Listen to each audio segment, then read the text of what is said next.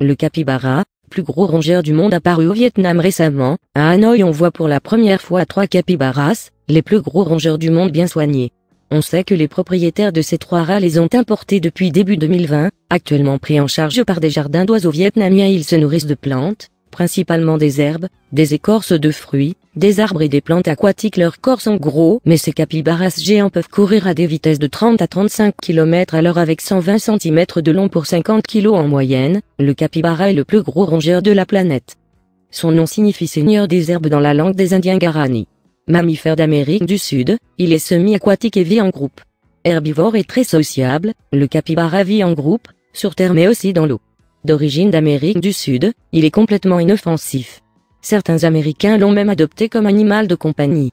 Son pelage est constitué de poils courts, durs de couleur brune, virant au jaunâtre sur la partie ventrale. Sa silhouette est lourde et son corps est massif. Ses pattes courtes sont palmées et les membres postérieurs sont plus longs que les antérieurs. Les pieds ont 4 doigts à l'avant et 3 à l'arrière munis de griffes courtes.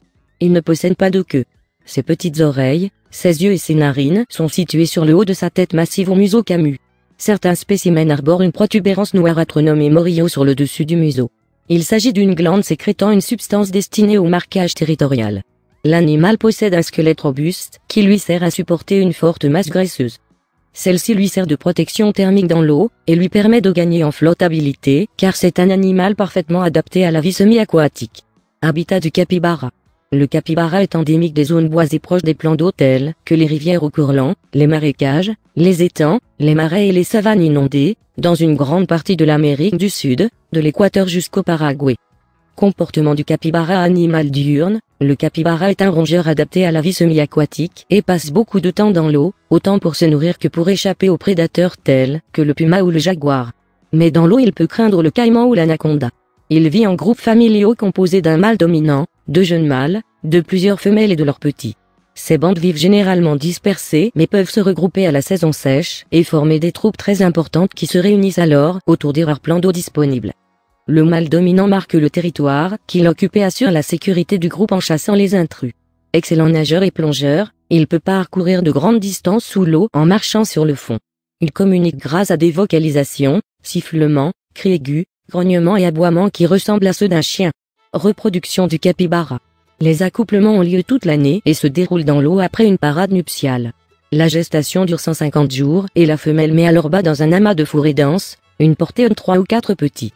Ils pèsent déjà un bon kilo à la naissance et sont rapidement capables de suivre les parents.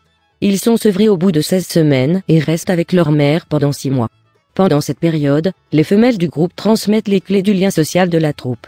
Après 6 mois, les jeunes mâles sont chassés par le mâle dominant, qui peut mettre à mort les nouveau-nés qui ne sont pas de lui. Les jeunes sont sexuellement matures vers 18 mois.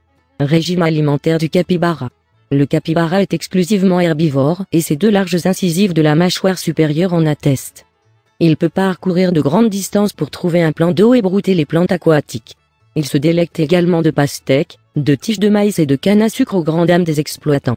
Le rongeur a également la particularité d'être coprophage. Le fait qu'il mange ses propres excréments l'aide à digérer la cellulose des plantes qu'il ingère afin d'en extraire le maximum de protéines. Curiosité supplémentaire, bien qu'il ne soit pas un ruminant, il régurgite sa nourriture. Menace sur le capybara. Autrefois chassé par les éleveurs qui l'accusaient de concurrencer les troupeaux, il ne l'est plus aujourd'hui car les hommes se sont rendus compte qu'il ne broutait pas les mêmes herbes que les vaches. Ils cohabitent d'ailleurs très bien sur les mêmes pâtures et les exploitent conjointement. Sa peau et sa chair étant appréciées, les éleveurs préfèrent aujourd'hui en pratiquer l'élevage plutôt que de le chasser. La protection n'est pas désintéressée mais elle profite aux populations sauvages. Les prédateurs de ces dernières se faisant plus rares, l'espèce se porte bien et n'est pas classée sur la liste rouge de l'UIC.